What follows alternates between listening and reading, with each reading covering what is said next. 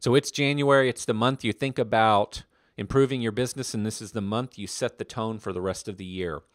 So something to think about for this year and for the years to come. And I heard this said by someone, and I wish I knew who it was so I could credit it to them. But they basically said that you are successful if you cannot distinguish the difference between work and pleasure. And I really believe that. And for example, if I had $50 million in the bank, I would still be doing service autopilot. This is what I want to do. I believe it's incredibly important. I believe what we're doing is very different than what everybody else is trying to do. And what our big master plan is vastly different than what others are trying to achieve. So for me, it's a thing that I'm incredibly passionate about. So I get to do the thing that I'm passionate about. Now, it's been a very, very difficult business. Same true with CityTurf. It was challenging, not nearly as difficult as Service Autopilot, but it was difficult, it was challenging, it was frustrating. I didn't always enjoy it. I went through a whole lot of pain. Things didn't just come together. But as the businesses have matured and I've been strategic about where I want to take them and how I want to grow them and how I want to build them, they become more and more fun, more and more pleasurable. That doesn't mean every day's fun because there's a lot of stress that goes with it, but everything in life comes with some level of stress. Even a marriage, a relationship, kids, no matter how great one thing is, the inverse of that is it does come with some element of frustration, stress. So life isn't pure bliss. I really, really believe this statement. And for me, I feel like I finally reached a point in life that I'm able to live it, but it took some work to get here. And so the reason I say all of this about me is in your business, how can you create that in your business? If there's something in your business that's driving you crazy, that you hate that service offering, and even if you get someone in place to run that for you, it's going to be a miserable thing inside your business. Or if you hate this industry so much that you can't imagine being in it, even if you don't have to run the company yourself, you're probably doing the wrong thing.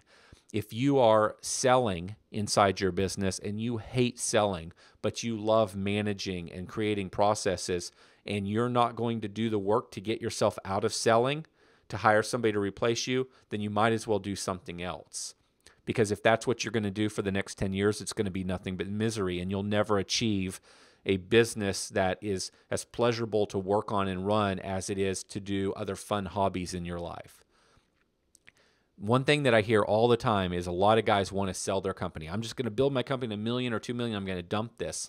And I often say, why? If you're making a lot of money and you sell the company, and after you pay taxes and you get that money, where are you going to invest it to get a better return than in your own business?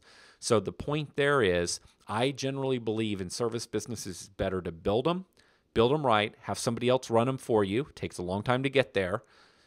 Make sure they're highly profitable, but build it in such a way that brings you pleasure, that you enjoy it. And if you're not building your business in that direction right now, then you're doing it wrong and you should rethink it. Just because your competitor is doing it one way, just because somebody else in your market is doing it another way, just because somebody in your trade association said you should do it one way, does not mean they're right.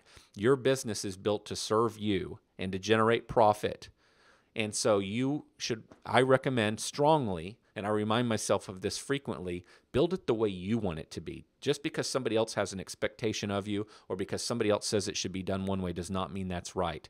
Build your business in such a way that it gives you pleasure, where you enjoy it as much as working on other things.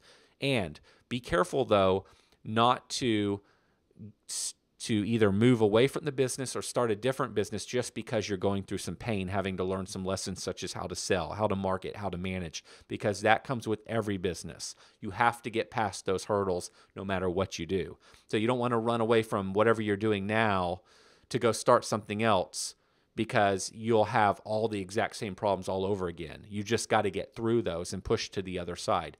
So every new thing, building every great thing comes with pain, but as you grow, you can hire people to do the things that are not your unique ability and your strength, so that you can spend most or almost all of your time in the area that brings you great joy and pleasure. And when you reach that, you'll have no desire to sell your company, and you'll have no desire to retire. Good luck building your business that way. It will change your life. And it's taken me a long time to get here, and I couldn't imagine doing anything else.